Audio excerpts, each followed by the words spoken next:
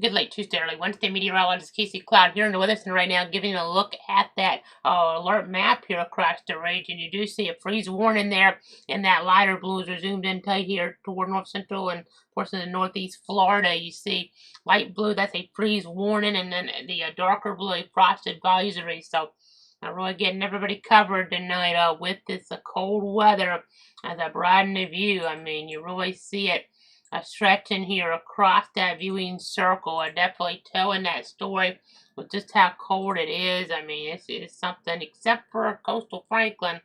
It looks like everybody else in our 62 counties under either a freeze warning for most, that light blue, and then that dark blue is a frost advisory. So again, as we're looking over the land areas, really telling that weather story here. Something that, really is worth noting as we're tracking things. And I know it's something that we just have to really be cognizant of. Remember, hopefully you've been protecting those plants. It's, really cold out there right now. Look at Tallahassee, 27 degrees. East of Stark, my thermometer, not on the screen, but my thermometer here, rural area, so you can have more cooling because there's less concrete, less lights there, and the like. You have the wind down tonight. Last night it was up, so you have similar temperatures, urban and rural. Tonight, not so much. You have a lot cooler, 4 or 5 degrees, I should say. When I mean a lot cooler, which can be a pretty big deal here this time of year. When you have this type of pattern, you have 4 to 5 degrees cooler. And, from like City of Stark to rural eastern Bradford, we're right now at 27 degrees on the thermometer, 26.9 to be precise. So it's definitely dipping on down, similar to Cecil Field. I know some of those numbers kind of blend in a little here. So I'll zoom in. You can see 27 there as we get to Cecil Field, 28 at Hurlon Airport, 28 there at the White House Naval Outlying Field. So that's definitely telling that story.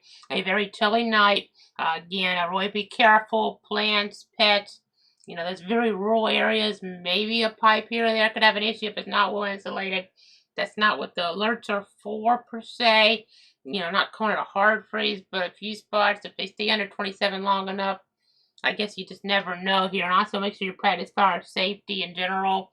I know you can't really be practicing here this time of night if you're watching live, but my point being is we have had some house fires reported in media reports there in toward Duval County. So, looking back there on that Monday night, for instance. So, you got to be really careful, really cognizant of these type of situations. I know it's been very cool, for a while there on that Tuesday here east of Stark during the daytime hours. I mean, we were only in the mid-50s for the high.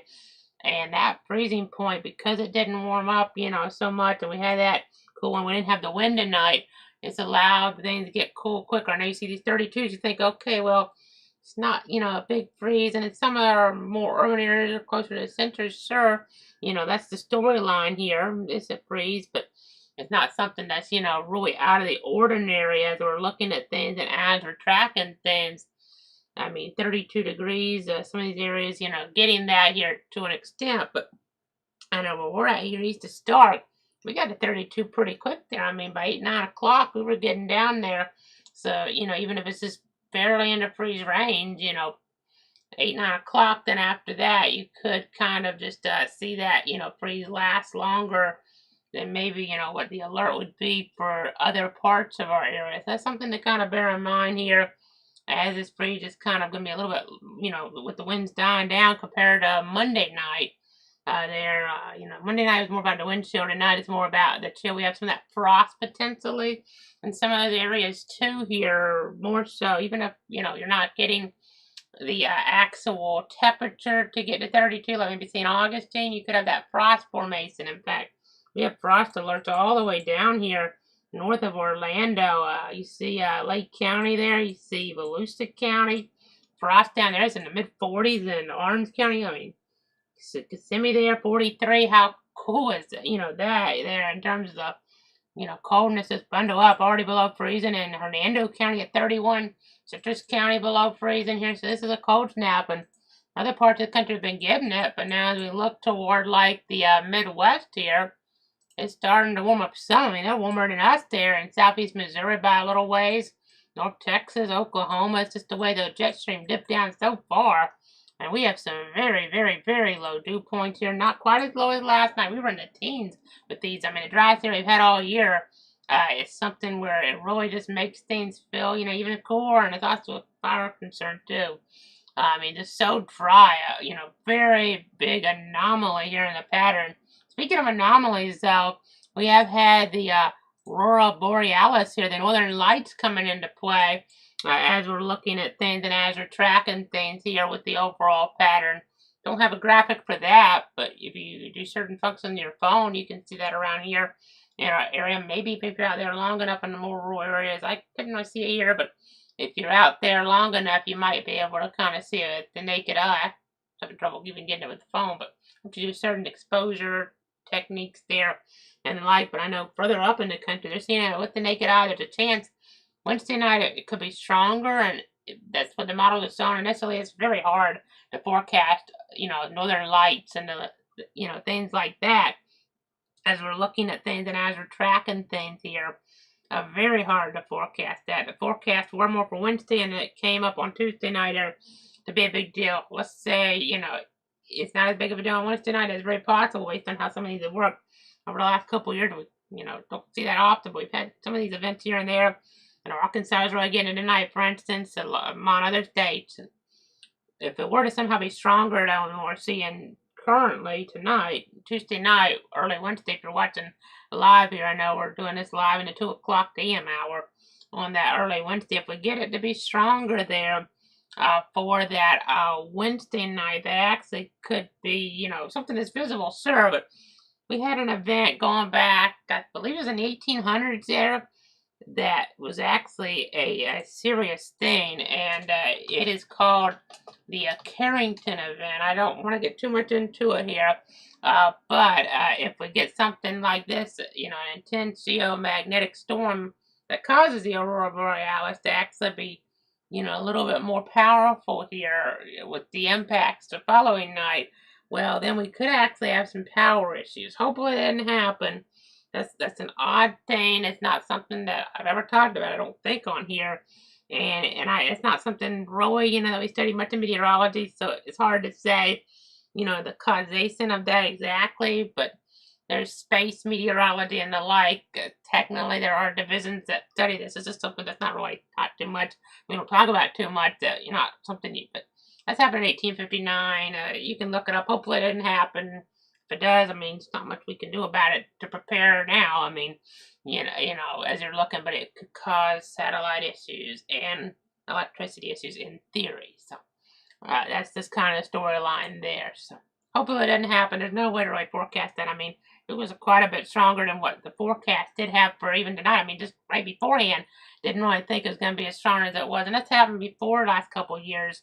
And then the next night, maybe it's supposed to be stronger, and it's not. But if the next night, Wednesday night, was a stronger Northern Lights type of setup, then we could be having a more intense geomagnetic impact here with space weather. So not my specialty by any means. That's, something I really don't talk about much. Don't know that much about, unlike too much rest of meteorology here. This is not something we really get into, but it is of note here tonight. So hopefully it's more about just the fun, views in the sky with the red hues, depending on where you're at, or the different, formations further to the north even that are really nice that you can see easily with the naked eye, like in Missouri and the Heartland and the like here. So something to kind of be mindful of as we're looking at things, as we're tracking things. I know another thing to talk about here. I wanted to just mention, I know FSU basketball went down to Gainesville there to take on the defending national champion Florida Gators. And the Gators, they lost that game last week, but what a great tournament run they did have last year by Seminoles. So they were only 2 points away. They were only one basket from going in the buzzer away from beating the defending champs. So the coach is only in his third game in the regular season of his first year. Luke Louch, the Seminoles have so much to be proud of. What a great effort there. Those guys, some foul trouble, sure, but guys really contributing there. That basketball squad looks like a bright future there. I know, those guys there in that, roster, in that starting five. And just it's something to really look forward to for the Seminoles in the weeks and months ahead there. big games. Duke coming to town on CBS. It'll be a national broadcast there around the New Year, so that'll be a big game that everybody has circled on their calendar. And the Noles take down Duke there along that road. The saying is to the Final Four per se, not that FSU will make it this year. The goal this year is just to get to the NCAA tournament. I would say that'd be a big step here because FSU hadn't been in a little while here. Had that great run 2020, could have won it all, and then COVID set things down there, and there wasn't a national title, winner crown there that year in 2020, and then things kind of started to fall off from there. But Luke Loughton, his first year, I know Leonard Hamilton did such a great job around that 2020 mark, and that was the best team maybe FSU basketball had ever had, and didn't get that chance at the NCAA tournament. But what a great game to be proud of. Not quite a win there in Gainesville, but only one basket away from being the national champions in their arena. And, with a lot of the same guys there for the Gators. I mean, you can't ask for much better. Probably about the most positive loss FSU men's basketball has ever had, to be quite honest. I know you had that big win for football at the beginning of the year against Alabama, and it didn't turn into the result you wanted, though. Maybe for basketball, things will work out different. Build on that, and you could have a special year. I mean, FSU is playing tonight. I mean, depending on exactly how good this Florida team is, I mean, that looked like FSU looked like they could be a Sweet 16 team even, the way they were playing tonight, which, I mean, that's a, huge step from not even going to the NIT here recently and the like. So that'd be a remarkable turn of events if FSU men's basketball could do that.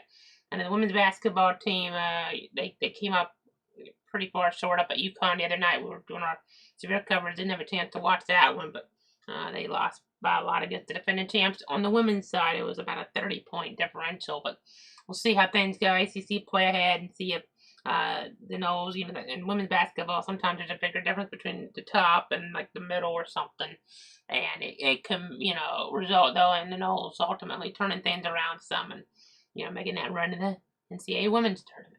So let's go ahead and just keep looking at these temperatures here across the region. Let's see if any wind chill numbers are showing up. Just one right there at St. John's River. There's a little bit of wind, but we're not seeing like we did last night, that wind impacting things as much. 27 Tallahassee, 28 Live Oak, 27 Cross City, 29 Williston, 27 Cecil Field there.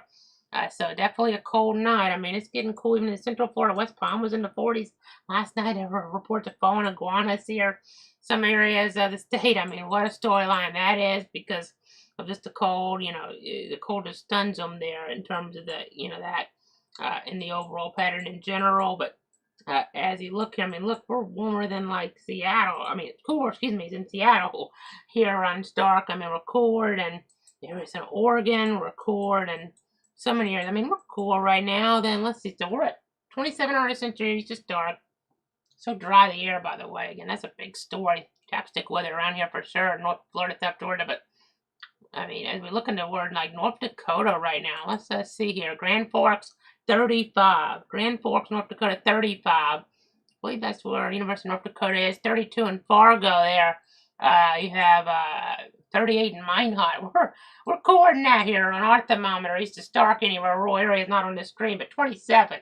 Cooler than Minot, North Dakota right now, for instance, as you're looking at things and as you're tracking things in the night. I mean, as we're doing this at 2-something in the morning here. So, again, that's kind of the storyline. I mean, colder than Minot, North Dakota here. This is record-breaking cold, but we're going to have that big turn. We're going to be in the lower 80s next week here, folks. That's just crazy to think about here. Crazy to think about for sure as we're looking at things and as we're tracking things. And now, when you think about cold weather in the Jacksonville region, though, over the decades, I know, you really... You have to think about it, like George Winterland. I can't show the video of him bringing the plants in. I don't have that video. It's not, my video. It's a broadcaster's video. But I do have a home video of my late dad taking, that when I toured the States when I was young. And just a reminder, that George's garden there. And, him in there giving me that tour way back when I was only, let's do the math there, I guess 7 years old. Or no, wait a minute. It's late here. 8 years old. Okay, 8 years old. I'll be 9 later that year. But so just kind of giving you guys a reminder of who George was in a way.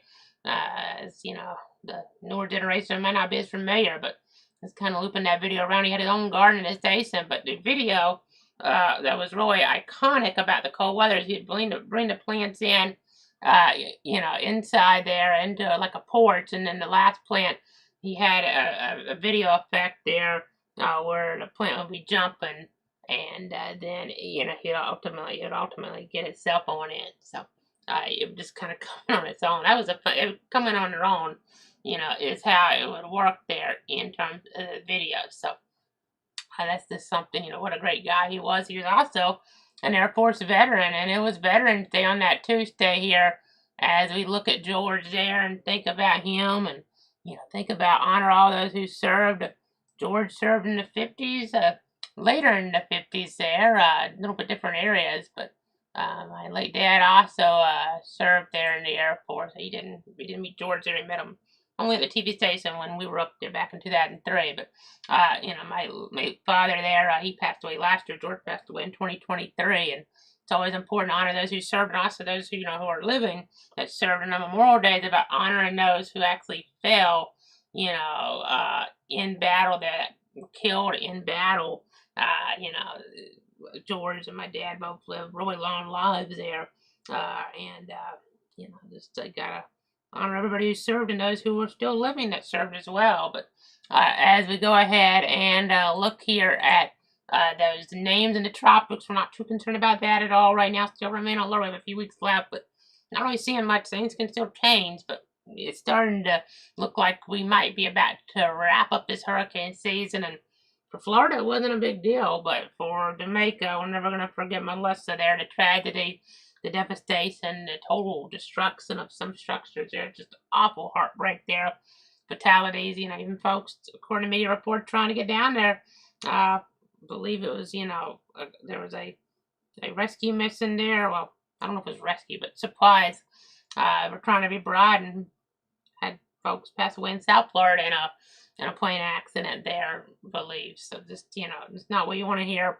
But you see Nestor, Olga, Pablo, Rebecca there, Sebastian, all those names. I don't think we're going to really get them anymore. These names are technically, if we had some storm pop up in December past the official hurricane season, we'd still use these. But in January, we go to the next name list there, that starts, or even if the official season doesn't start till June. And then, again, you see the chances really starting to go down here. Nor'easters and those type of things can become the bigger story at this point. But then, Kate still was a big story in 85. We're almost to the anniversary, 40 years later. That's still the storm of record based on my analysis for Tallahassee, Thomasville, Cairo, Moultrie there in Tifton. Speaking of storms, though, they did have terrible, storms into confined areas there on Sunday with the hail and the wind there. Not necessarily tornadic activity, but, it was weird because we just had a little bit of rain, a little downpour real quick here, Easter Dark Sunday night, but we need more rain than that. But, out there in South Central Georgia, we had quite a few hail reports. Some about 2 inches in size. We had winds to 70 there around Bainbridge. It was a pretty big deal, so that wasn't fun. We're not seeing much rain in the forecast next 7 days, if any. I think it'll be a little bit, here and there. This isn't so much. You see the rain out toward Arkansas, Texas, Tennessee, a little bit there. Could have more, storm systems late in the month around Thanksgiving. We'll see further up. Maybe to the north. It's an educated guess at this point. I was just looking at some things, really long range stuff. Since we do the Thanksgiving holiday, looking at things, for, family and friends and the like, and trying to just kind of keep an eye on the overall pattern. If we have, the warm air and the moisture interact, then maybe we do have some severe weather there. We don't want that around Thanksgiving travel, and if that happens, that would be really, treacherous for folks. Thanksgiving a little later than it is some years. Arkansas, Mississippi, Tennessee, maybe if we had like a severe weather setup, it could even be toward us toward the end of the month, but who knows. Well, next 7 days, luckily, it's looking pretty dry. We need rain, though. Don't want severe weather, but we need precip here. We're going to, that drought, that deficit's going to get worse there with the rainfall, and that's going to lead to issues in the spring, as we've alluded to lately. But cloudweather.com/radar gives you an interactive look at things when we're not on, or even when we're on. You can look at that. I know the college football playoff, I will give you what I predicted here. Well, not predicted, what I would if I was on the committee. This is how I'd pick it. I wasn't predicting what the committee would do, but this is how I'd pick it. It's a little different than what they came up with. I said to you guys, it's a little on the severe coverage on Sunday, because I do this internally Saturday night after the games, just so early Sunday, just so there's not, any confirmation bias going on. I know the committee ended up having Texas Tech 6. They did jump them over Ole Miss. I had them jumped over Georgia as well. You see Alabama there. I mean, you think about Ohio State, Julian Sayin, Fernando Mendoza for Indiana there. You have Ty Simpson for Alabama. Just, you think about those teams there, that quarterback play. Marcel Reed for Texas A&M. They haven't lost a game. Texas A&M there, and then Georgia and Ole Miss and Oregon. They struggled against Iowa there some as we were looking at things and we were tracking things. They did get a job done, and then, BYU had them in right now. The committee doesn't have them in. But, just as we're looking at things, you see some of the different squads there in action, and just think about some of the different ones there as we look ahead into that timeline. Just important to kind of think about all that here. Just think about all that. Look at that. Another committee actually has Texas in there right now instead of like a team like BYU. I mean, it's close. I don't like putting two loss teams like Miami and Texas in over one loss teams like Georgia Tech and BYU. I mean, the way BYU played on Saturday, though, was pretty ugly. And I kind of think they're going to lose some more, but I'm making my points here pretty much based on what I've seen up to this point. A little bit of prediction and never not really much because you just never know. Georgia Tech, I mean, Haynes King, or they lose to Georgia. We'll have to see how that game goes. That's going to be a key one for them.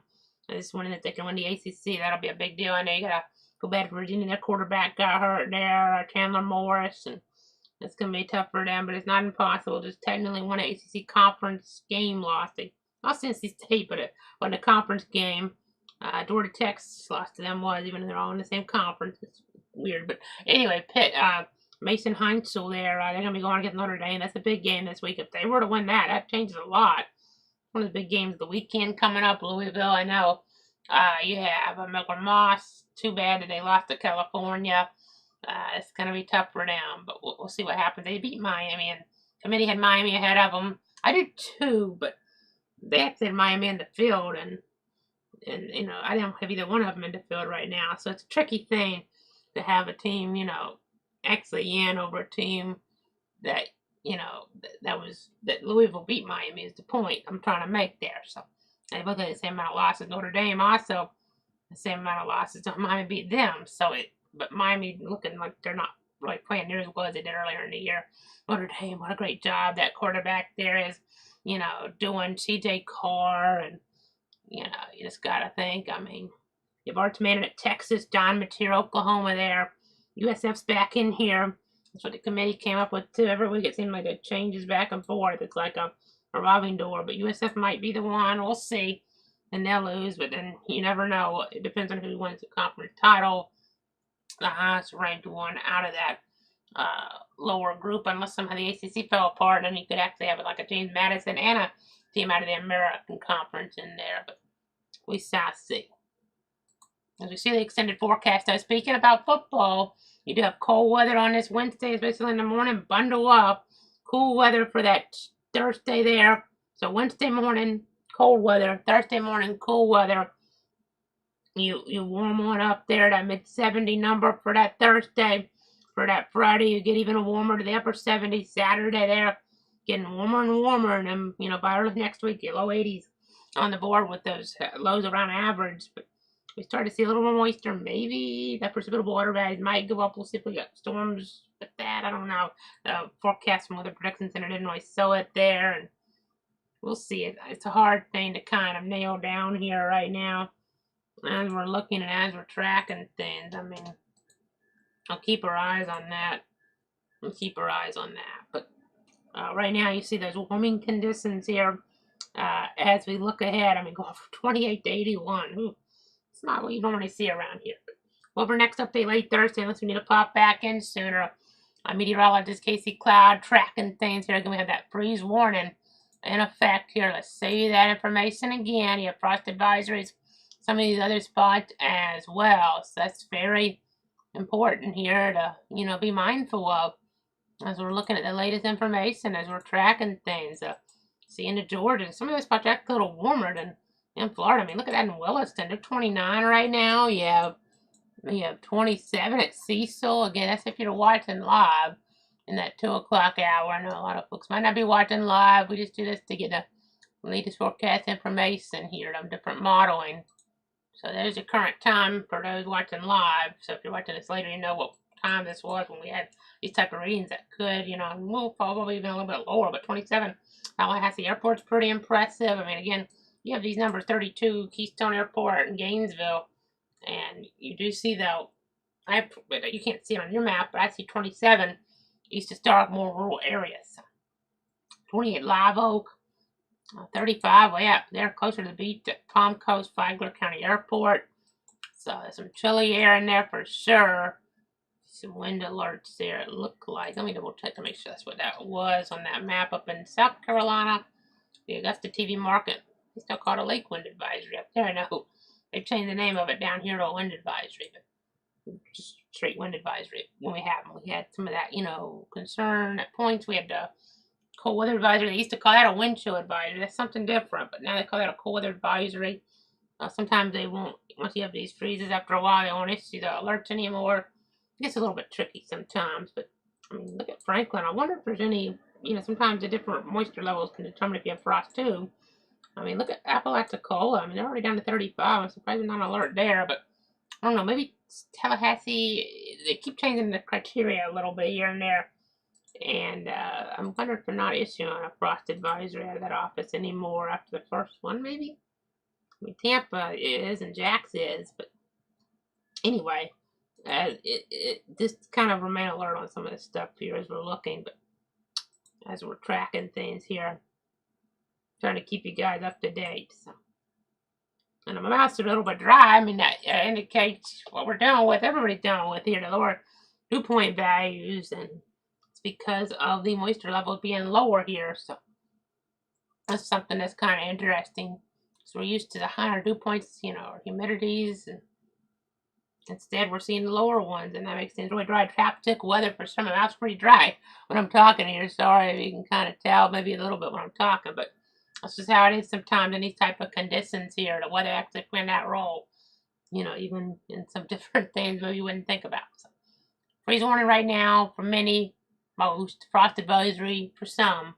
I mean, if you have the freeze alert, you have the frost potential as well in general, but the freeze takes priority because that can lead to even some more issues depending on how it goes. But that frost, when you have that, even just that without the freeze, and the one combination per se, that can be problematic as well. So just remain alert here.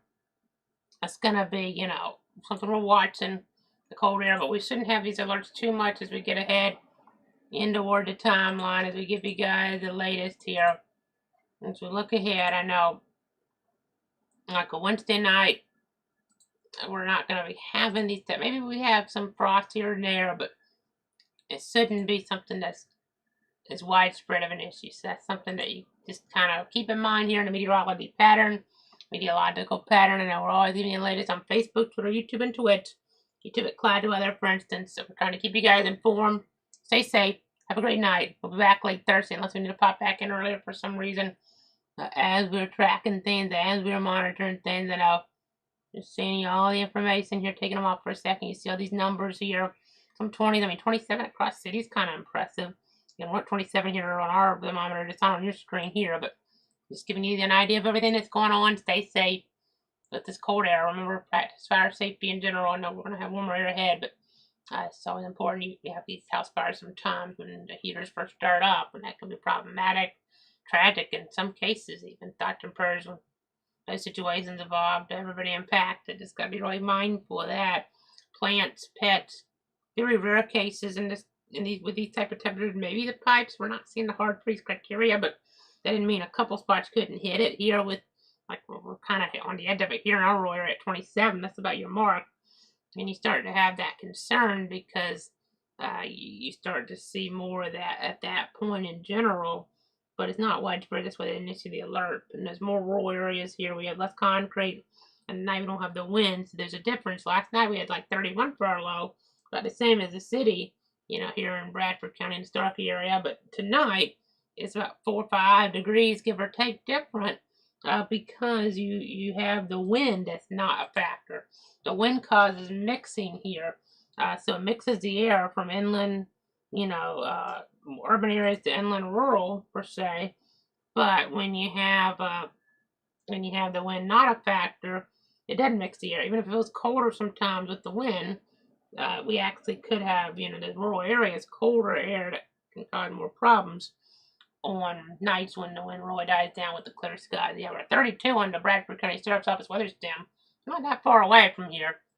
We're at 26.7 on my weather station in East Stark. I think it's about the same equipment, so that tells that both are pretty accurate, and it's just that difference here from urban, when the winds are down, the rural areas can really have that big difference here, 5 degrees or so, and it's something you don't really talk about it maybe enough sometimes, because that can have a pretty big impact here.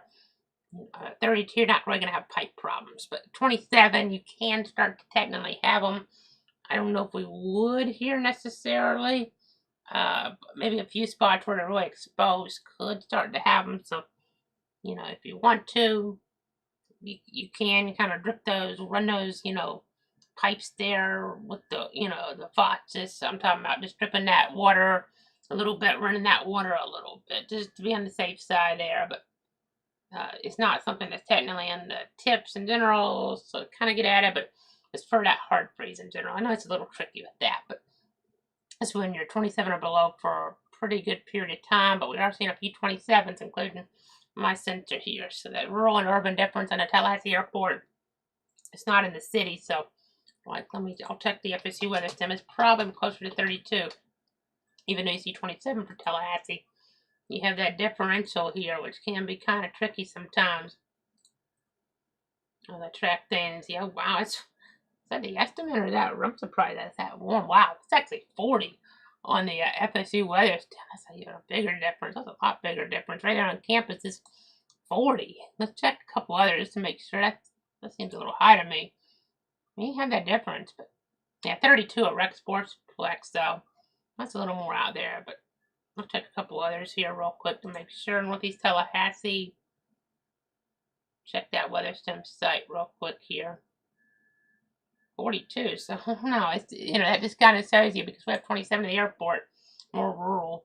Cecil Field at 27. We're rural. We're East Stark at 27. I'm not sure where. North City area is kind of rural. That airport out in the middle of nowhere. Well, it's not that far from the city, really. But I mean, it's going to be a little core, and then right in town there in Dixie County, they're at 27. So 27 and 32 can be a pretty big difference sometimes. At 27, occasionally the rural areas, pipes that are more exposed could have problems. 32, really not going to have that unless you're driving, to 27, give or take. So have a great night. Stay warm, stay safe, bundle up, wear those jackets here, and I'm back late Thursday.